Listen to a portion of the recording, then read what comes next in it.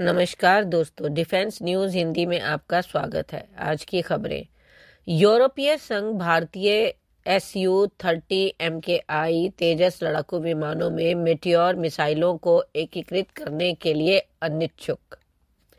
दुनिया की सबसे उन्नत लंबी दूरी की हवा से हवा में मार करने वाली मिसाइलों में से एक मेटियोर को विकसित करने के लिए जिम्मेदार यूरोपीय संघ कथित तौर पर भारतीय वायुसेना की सुपर सुखोई 30 MKI, तेजस Mk-1A और तेजस Mk-2 जैसे अपने अग्रणी लड़ाकू विमानों पर मिसाइल को एकीकृत करने की योजना का समर्थन करने के लिए उत्सुक नहीं है।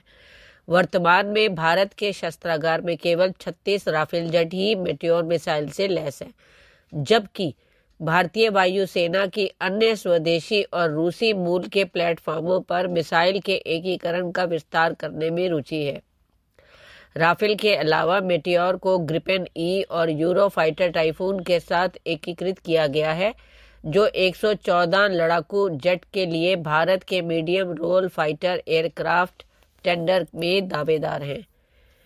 औद्योगिक स्रोत बताते हैं कि यूरोपीय संघ को रूसी मूल के प्लेटफॉर्म पर मेटियोर के एकीकरण के बारे में संदेह है। अगला, कलवारी श्रेणी की पनडुब्बियों के लिए AIP प्रणाली की समय सीमा में देरी। DRDO की महत्वाकांक्षी एयर इंडिपेंडेंट प्रोपल्शन प्रणाली, जिसे विशेष रूप से भारतीय नौसेना की कलवरी श्रेणी की पनडुब्बियों के लिए विकसित किया गया है, जमीनी परीक्षण में देरी के कारण अपने निर्धारित 2025 स्थापना लक्ष्य से चूकने की संभावना है। परियोजना से जुड़े सूत्रों ने बताया कि AIP प्रणाली के लिए कई महत्वपूर्ण परीक्षण अभी भी लंबित हैं, जिससे इसकी समय सीमा पर अनिश्चितता बनी हुई है। पानी के अंदर की सहनशीलता और गुप्त क्षमताओं को बढ़ाने के लिए डिजाइन की गई AIP प्रणाली को शुरू में स्कॉर्पिने श्रेणी की पहली पनडुब्बी INS कलवरी में 2025 में होने वाले इसके आगामी रीफिट के दौरान एकीकृत करने की योजना बनाई गई थी। हालांकि परीक्षण में देरी का मतलब है कि एकीकरण अब 2026 तक या दूसरी कैलवरी श्रेणी की पनडुब्बी तक टल सकता है। अगला, रूस ने सुखोई 30 और 35 लड़ाकू विमानों के लिए उन्नत इंजन विकसित किया।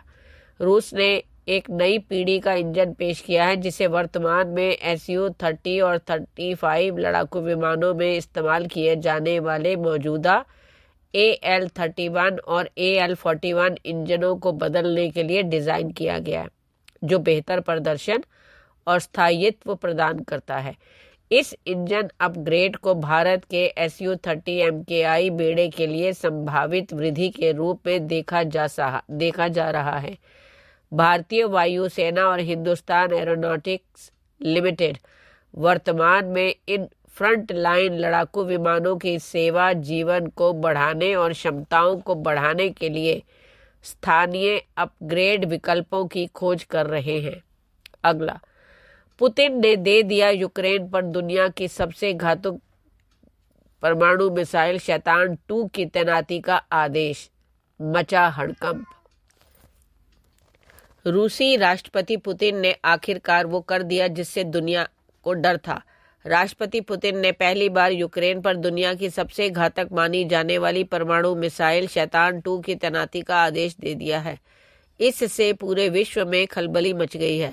पुतिन की ओर से यह आदेश तब आया जब पश्चिम द्वारा यूक्रेन को परमाणु हथियारों से लैस करने की बात कही जा रही थी। शैतान 2 की तैनाती के आदेश से पहले रूसी राष्ट्रपति के कार्यालय क्रेमलिन ने दुनिया को चेतावनी दी थी कि यूक्रेन को परमाणु हथियारों से लैस करने का पागल विचार दुनिया को तबाही के कगार पर धकेल देगा। अगला, IIT कानपुर ने बनाया गायब होने वाला कपड़ा।